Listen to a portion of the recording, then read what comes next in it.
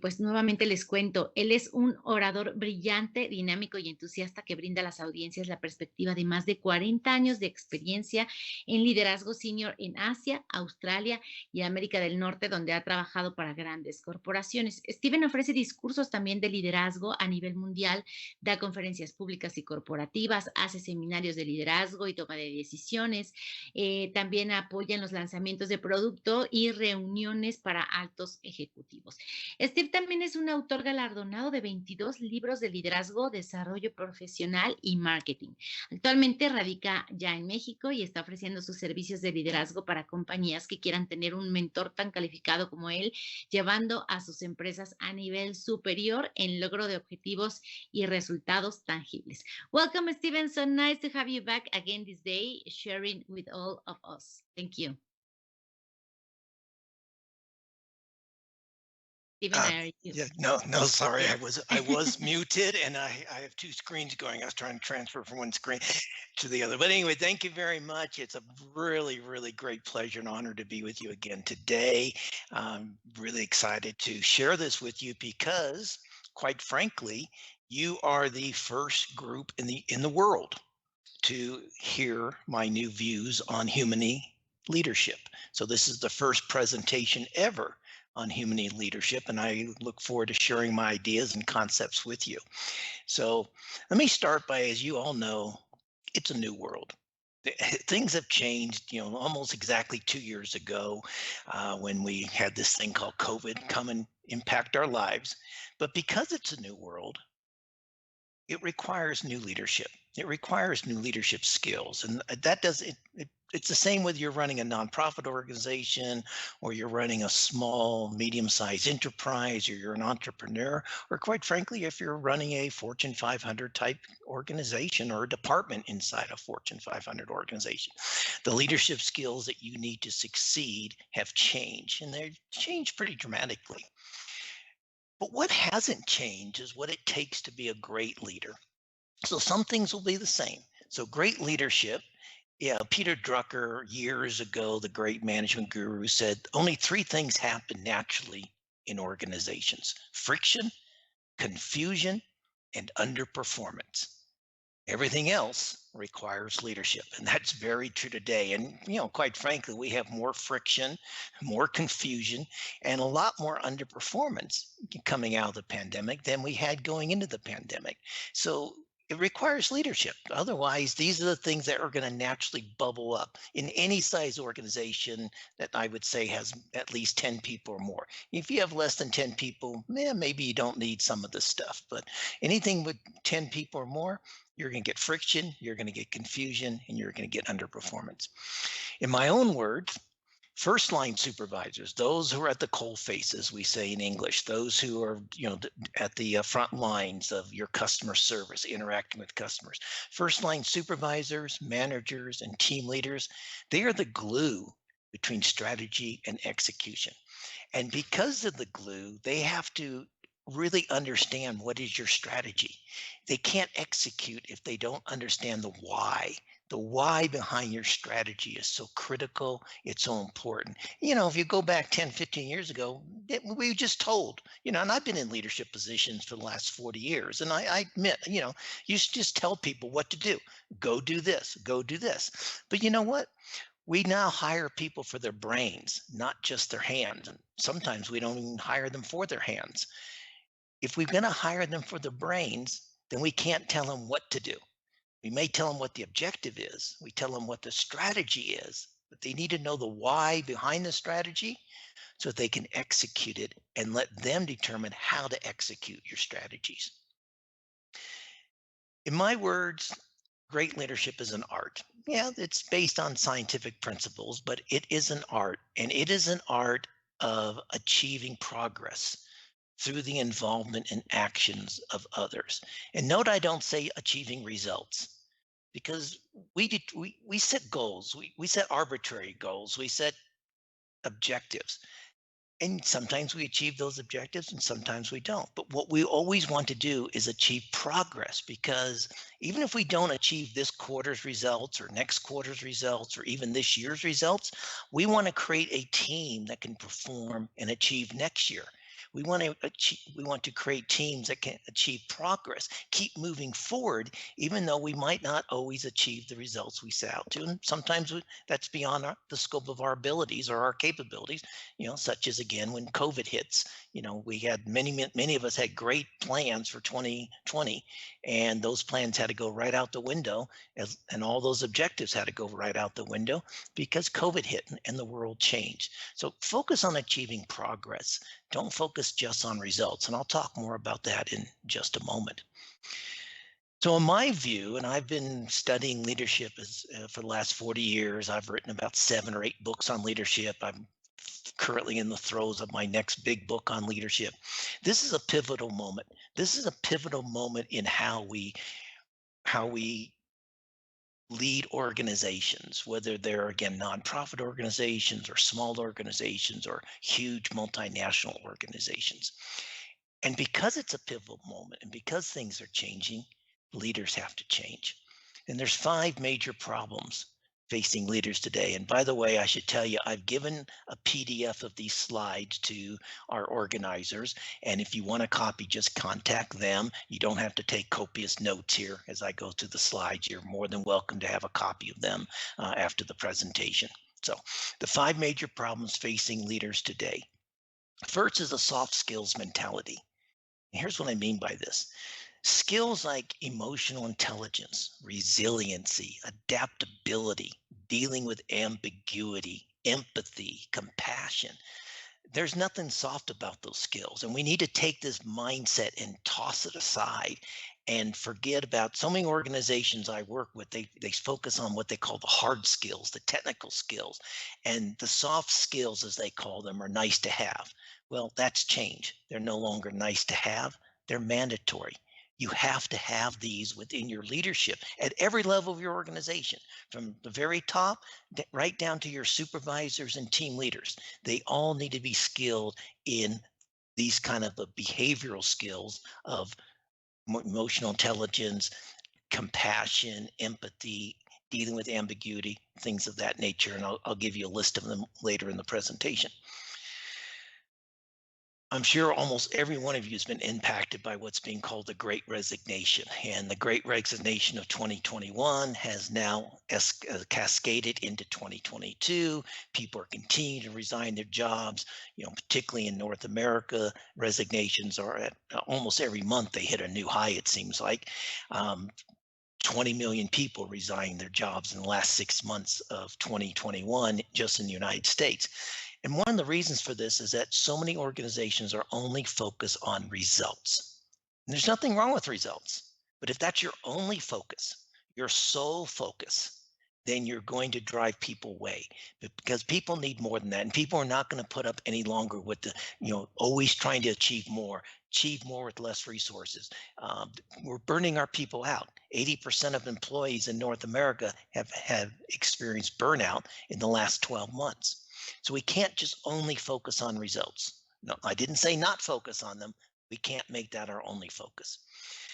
Leaders right now, and I talk to a lot of leaders, the ones I coach, the ones I mentor, the ones I deal with in organizations, they don't know where or how to change. A lot of them instinctively know they need to change, and particularly those leaders who are 40 years or older. They have been successful in the past leading a certain way, often being very command and control in their leadership styles, or being very directive in their leadership by focusing only on results. They have been very successful in the past. Instinctively, they know they need to change. They have no idea where to change or even how to change. And they need help in this. They need help from outsiders like myself. They need help from the senior management of the organizations. And senior managers and leaders need to make it safe for their other leaders in the organization, make it safe and comfortable for them to change. And there is a huge gap, and it's a growing gap, between what employees want and what leaders think they should be doing. And we've seen that particularly in the early days of the pandemic, and it didn't really improve much throughout the last 24 months. But leaders who only focus on results who didn't understand that employees working from home, they had bad Wi-Fi connections, they had children being schooled at home, they had spouses who were also trying to connect with their bosses and their workloads, and the stress and trying to take care of elderly people. And almost everyone has had a family member or a friend impacted by COVID. And a lot of leaders didn't care about that. They only wanted to focus on the meetings, on the results. And they started micromanaging when people were working from home. This backfired, and is, again, from all the research I've read, is one of the contributing factors to the great resignation that we're still experiencing. And this shocks me, but for the last 20 years, Gallup has been doing research around the world, not just in the United States, but around the world. And it shows that employee engagement, high levels of employee engagement, are rarely ever above 17%. That means only 1 in every 6 of your employees is highly engaged. Another 1 in 6 is usually actively disengaged. So that's 2 out of 6, or 1/3 of your employees. The other 2/3 of your employees, but based on research, and it's been the same for over 20 years, they basically just come in and clock out. They do the minimum effort. They're neither highly engaged nor they are highly disengaged, but they're not engaged. They're just getting their jobs done to get their salary. And that's very hard to grow a business when you have low employee engagement like that. And it's also very hard to grow your business when one of your top priorities, when you come into work every week, when one of your top priorities is replacing people who have left the organization due to these problems that I've just listed here for you. So we do need to change if we're going to be successful. You can be successful short term, by the way. I'll make no bones about that. You can ignore all this, and you can be very successful by being very directive and dictatorial and results only focused for maybe another 8 to 18 months. After that, your business is going to collapse and you're going to lose your employees, and that's not long-term success. That's very short-term success. I mentioned this in passing yesterday, but I want to emphasize it here to you. Managing people is a 1980s construct. I laugh about that because one of the very first training programs that I was trained to deliver when I was a vice president at Citibank, I was doing internal training, and I was trained to deliver a program called Managing People. And that was back in the 1980s and 1990s. And that's not applicable today. You don't manage people, you lead people. And I'll again talk a bit more about that in a few moments. Here's my favorite philosopher of all time. For those of you who are baby boomers or just after the baby boomers generation, Yoda from Star Wars. Yoda, and one of his favorite phrases, one of his greatest quotes he ever said was, "We must unlearn what we have learned." And so my message to you is that leaders must unlearn what they have learned. And specifically, leaders need to unlearn management. Take away this concept that you're managing people and relearn to be human. And that will help you be long-term successful. The success skills of the future are not technical. Technology is changing so fast. I mean, even in IT people, you hire somebody out of college who has great coding skills today. In 3 years from now, they're going to have to upgrade their coding skills. The software is changing. The things that we have to worry about are changing. All of our technical skills are changing very rapidly. To be successful, and yes, we have to keep those updated, but to be successful in business, we have to have behavioral skills. And that's what's going to make the difference between a successful organization and an unsuccessful organization. And part of that is because the future work is now. And by the future work, I'm not talking about things like artificial intelligence and robots replacing workers in factories and things like that. The future of work is now, and it's how we're going to operate, whether it's back in the workplace in a co-located situation, whether it's a hybrid situation, whether we continue having people working from home or working from everywhere. The other reason it's changed, as you see on the slide there, is that the war for talent is over. And guess what? Talent won. Organizations did not win. Organizations used to hire people that basically bought our time. And I say our because I was part of that workforce. Organizations in the past have bought our time, 8 to 5 or 9 to 5 or 9 to 6, whatever it had to be, 5 days a week. They bought our time and they told us where we would be working, where we had to go to work. Well, work is not a place you go to anymore. Work is what you do. Work is the task and responsibilities that you have in return for a salary or a paycheck. And talent's one. Talent's now deciding that you can't dictate that to me. If you want to hire me, you need to hire me for my skills, not just for my time. And when I say that, if I go back to early my career, I'll tell you a little short story here. Uh, my first job, about 3 or 4 months in the job, I left one afternoon after lunch and I went and got a haircut. And I came back and my colleague looked at me and he looked at me like I had broken the law. And he said, "Stephen, did you get a haircut?" I said, "Yeah." He goes, "On company time?" I said, "Yes. It grows on company time." And that was just my attitude, that you're not hiring me just to clock in and clock out. You're hiring me for my skills. And that was way ahead of the time. But that's the way people think today. You can't ask people to work 9 to 5 and not take a personal phone call anymore, or not be worried about picking up their children from school, or not being worried about elderly parents. If you do, then talent's going to move. Talent has won. There are more opportunities out there for them. So my solution, what I want to share with you today. And like I said, you are the first audience in the world to hear these concepts. And so I really would love your feedback on it and how it might be applicable in your organization. Humany leadership is a people-centered approach to leadership. And humany is a made-up word. I created the word. You won't find it in the dictionary yet. It's a created word combining humanity, human, and harmony. And oops, somebody just said, check my microphone. Are you having a hard time hearing me? Okay.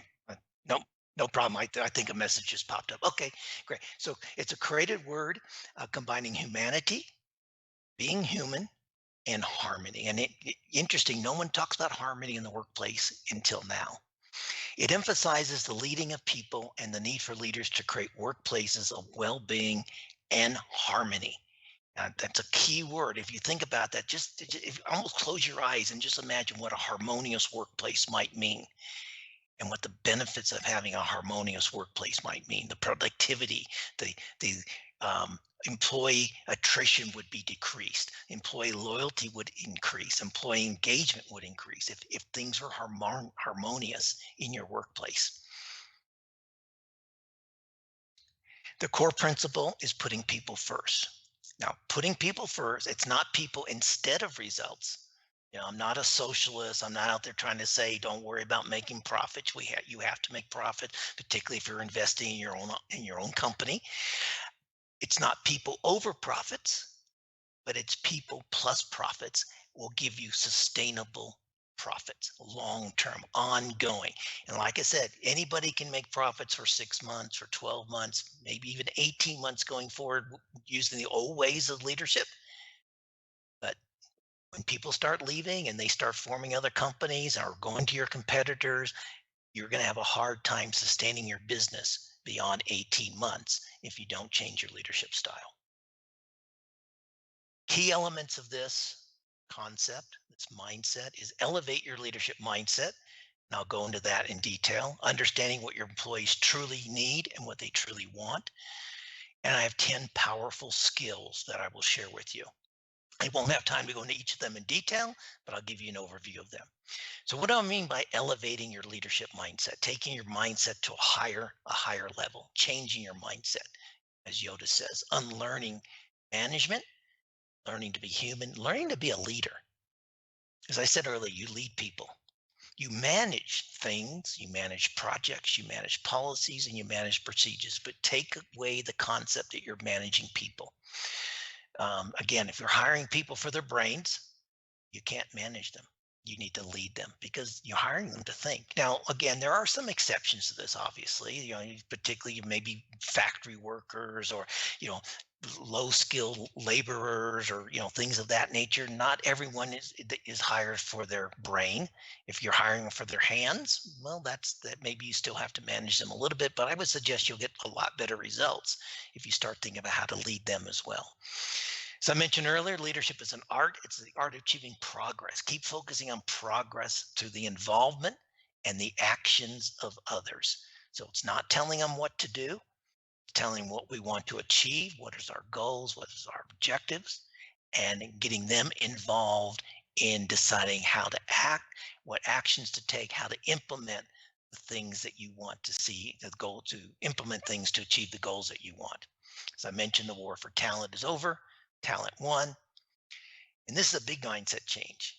And it's no longer about getting the most out of your employees. And if you go back to even 10 years and read some of the articles of great leaders and organizations that were very successful, some of the best leaders always said, yeah, I'm really good at getting the most out of my people. I motivate them. I incentivize them. I do this. I do this. I do this. I get a lot out of my people.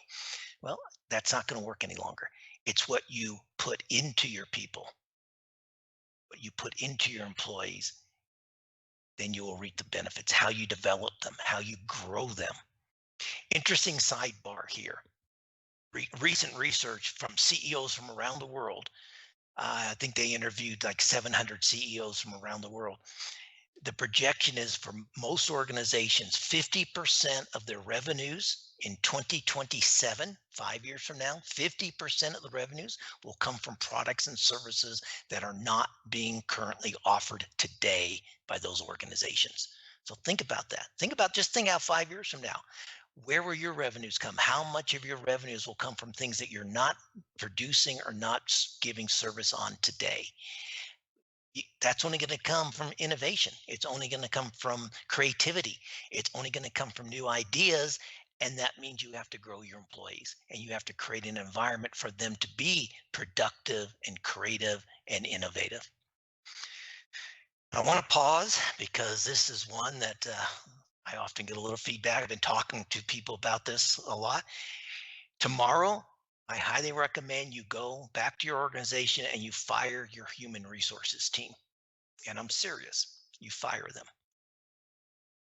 But then I want you to hire them back 30 minutes later as your human capabilities department.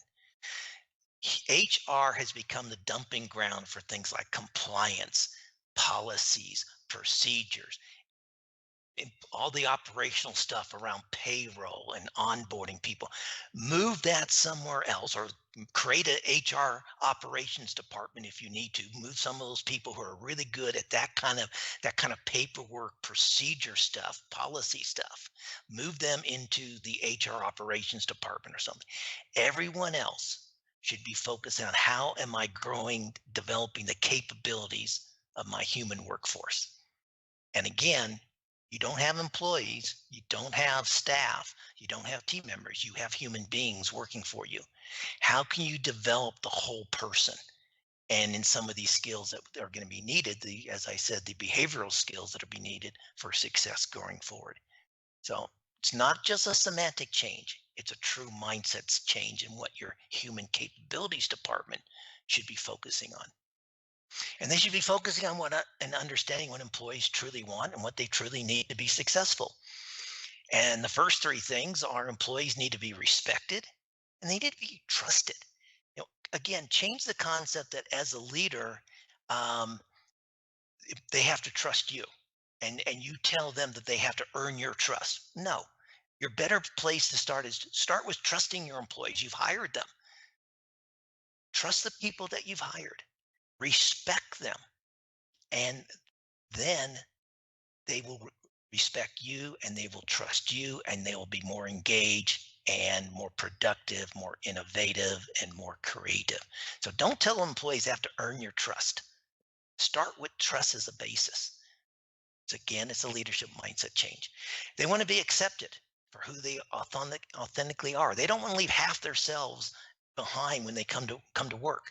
They don't want to leave even 10% of themselves behind. They want to be authentic. And this is where inclusiveness is so critical, so important. And they want to be included in discussions and decisions, not necessarily the strategy decisions, but the implementation decisions. They want to be included in discussions about why. Why are we doing this? What's the meaning? What's the reason? What will be the benefits? How can I contribute value to this? And then how can I be involved in the discussions of how we can implement to achieve the goals that we want? And I just mentioned they want to be valued for their contributions. They need to be told that what they're doing is valuable. If you can tell an employee that what they're doing adds value to the team, to the department, to the organization, to an external customer, to an internal customer, they're going to be a lot more motivated.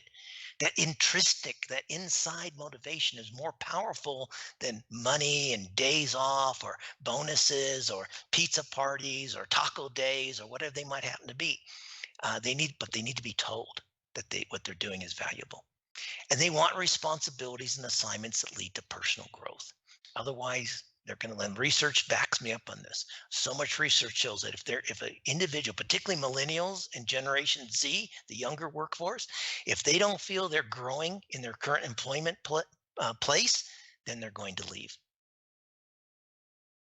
And they want workplace harmony. And as I said, nobody's talking about harmony.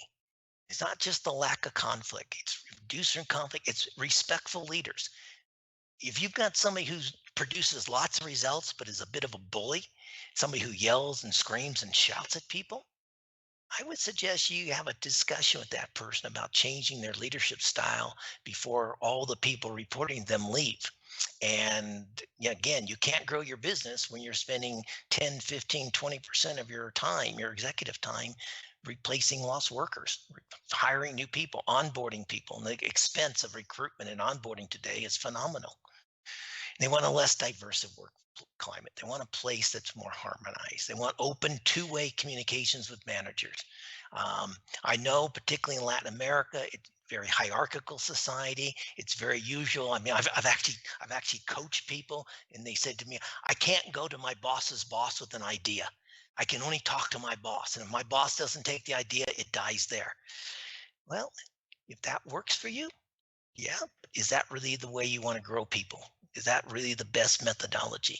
Maybe the hierarchical aspect. And look, I worked in Asia for 21 years, also very hierarchical. But I changed things in the organizations I work for. I broke down those barriers of communication. So, because sometimes the best ideas come from people 2, 3 levels below you, and you need to hear those ideas. And people want cooperative collaboration, not forced collaboration. They want to be engaged. If you can get people actively, willingly collaborating, you'll get a lot better results. When you tell people, you, and you get together and go work on this together, that's forced collaboration. And you will not get the same results, because what happens in those situations, the power dynamics of forced teams is things like people are worrying about, will I get credit for my idea? Who's going to get credit for this? Who's going to get the blame for this? Do I have to contribute, or can I just show up? Can I just kind of coast along? And therefore you don't get the contributions and innovation that you want. And we need as leaders to bring workplace wellness to the front. Stress is the number one, those of you who saw the presentation yesterday know that stress is the number one cause of health problems in the world, particularly and including heart problems, as well as mental brain issues, anxiety, angst. We as leaders have to figure out how to reduce that in the workplace. And we have to teach people. We have to learn ourselves, and then we have to teach everyone how to manage stress and how to manage burnout, or even better, prevent burnout. And forget again the concept of work-life balance. We need work-life harmony. If somebody needs to be working from home a couple of days a week or a couple of afternoons a week because they have to take care of an elderly parent or a child or whatever, and they need to be not working between 3 and 5, but they're going to do their work between 5 and 7, we have to become more flexible and understanding of that if we want to keep those employees working with us. So here are the 10 powerful skills. I'll go through this again very quickly, but again, you can get a copy of this. But it's emotional intelligence, it's resiliency.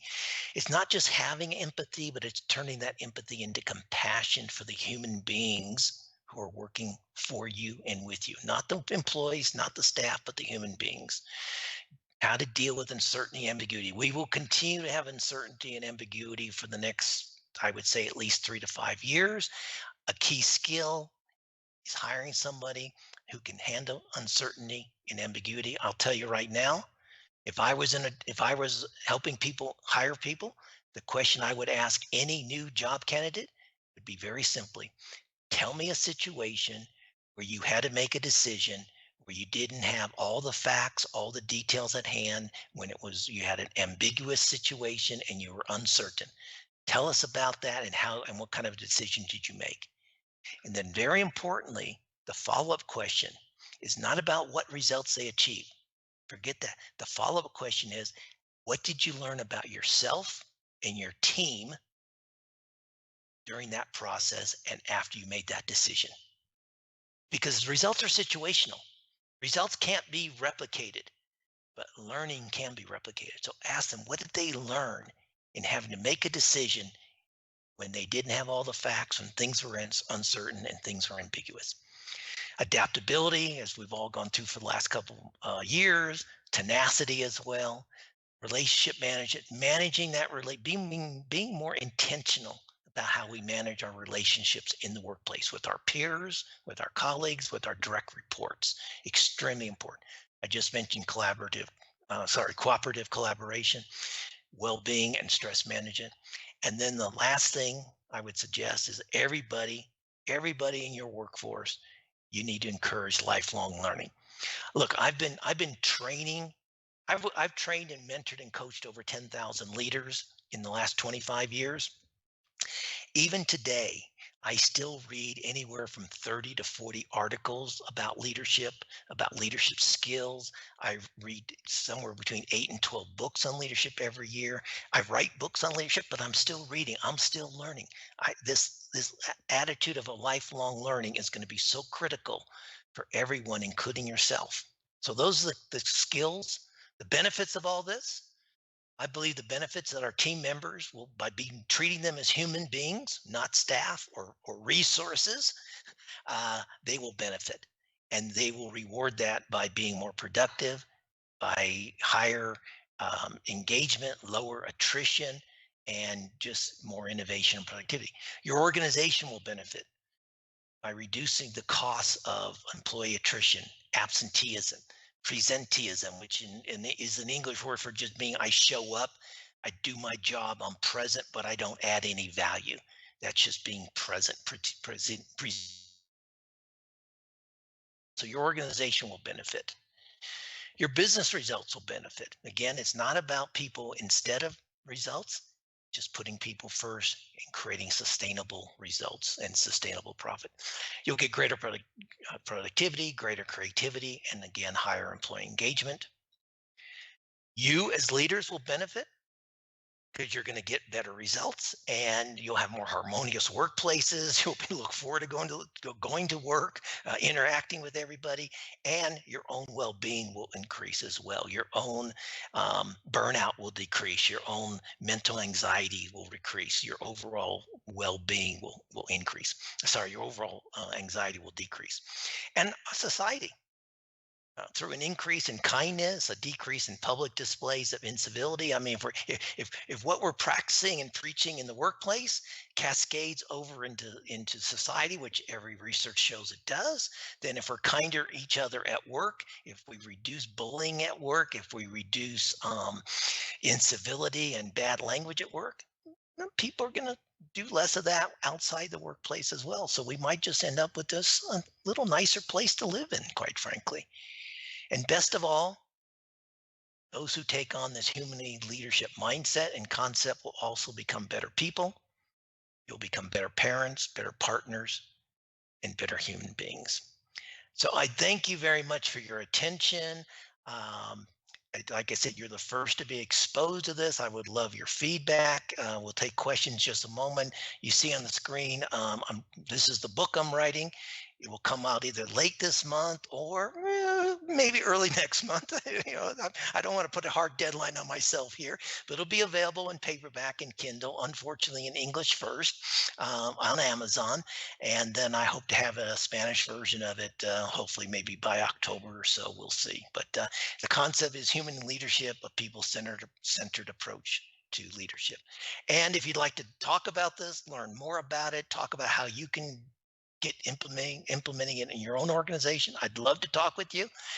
Let's talk about your specific needs, your challenges, your own opportunities, your own desires. And there on the screen is a link to my calendar, little software program. So you can just go in there, find a time that I'm available, book a 30-minute, 40-minute, if you want an hour conversation. I'd love to talk with any of you about this concept, about how you can become a better leader and grow your organization.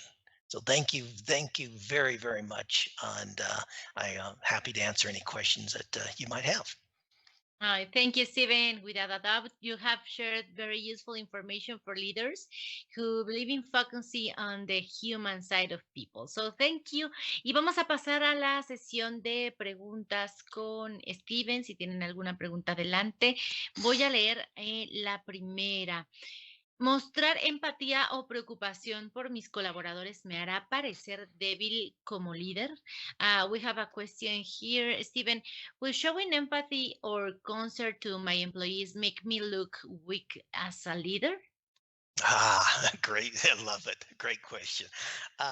No, absolutely not. Not in today's world. And even showing vulnerability will not make you look weak. The world has changed so much. No leader can have all the answers today. In fact, one of the best things a leader can often do is say, you know what, I don't have the answer. Let's work on it together. Or here's what I know today. Based on what we know today, here's what we're going to do. But as we learn more, things change. We will make different decisions down the road. But no, showing empathy, showing compassion, being human, no, that will not show you as weak in today's world. And I will admit, 20 years ago, yeah. And particularly, I'll be a little bit gender specific. Particularly men who showed kind of empathy or compassion might have been concerned about that. But in honesty, I mean, if I go back 30 years ago, even I worked for some great male bosses who showed compassion and empathy, not just to me, but to the entire organization. So, no, it will not make you look weak. It'll actually make you look stronger, more trusted, and more respected in the eyes of your employees. So, whoever asked that, thank you very much. Exactly, I think the same. Okay, the second question. How can I talk to my employees about things like mental well-being and burnout? I'm not a psychologist, but I'm a business owner. Aquí dice, ¿cómo puedo hablar con mis colaboradores sobre temas como bienestar mental y agotamiento laboral? No soy psicóloga, pero soy dueña de un negocio. Yeah, I'm not a psychologist either. Although some people think I might need one, but no. Look, there's so much on the web on the internet you can research it. Look, there's I think there's like 6 or 7 specific signs of early warning signs of burnout. Go look those up, learn what they are, so that you can help you, so you can identify. Interestingly, when somebody is approaching burnout, they don't recognize it in themselves because they're so focused on trying to do things and overcome their own lack of self-confidence that they don't realize they're approaching burnout. So if you understand what the signs are and you see somebody on your team or in your organization like exhibiting these signals, that's the time to have a conversation with them. Um, you have to create a safe environment, though. You have to be, and one of the things is you can't, as a leader, say, "Hey, Cecilia, when you're feeling down or burned out or stressed, come see me." No, people aren't going to do that. They're not going to. You have to be proactive. You have to say, "Hey, Cecilia, let's have a coffee." I noticed the other day, usually you contribute a lot in the meetings, and yesterday you didn't contribute a whole lot. You seem to be a little bit disengaged. Are you aware that these are two of the key signs of burnout? Let's talk about your workload. Let's talk, and then just talk about it now. Have that conversation. But the thing is, you have to be thoroughly focused on the employee. You can't be looking at your watch, can't be thinking about emails you have to send. You got to give them your full attention, and you have to be able to have an open dialogue about them and make it a very safe environment. Sadly, research shows 42% of women and 30% of men are are unwilling to discuss with their immediate supervisor about burnout, about mental unwellness, about stress. And it doesn't matter if their boss is the same gender of them or not. Unfortunately, there's this stigma in the workplace that, somebody asked the earlier question about looking weak. There's a stigma that if you're tired, if you're mentally anguished, if you're emotionally upset, if you're reaching burnout, that is a weakness. No, that is part and parcel of being a human being in today's society, partly due to COVID, but even before COVID, the World Health Organization identified burnout and stress as critical workplace issues. So you just have to open up and be a human being to each other. I hope that helps whoever asked that. Excellent, Steven.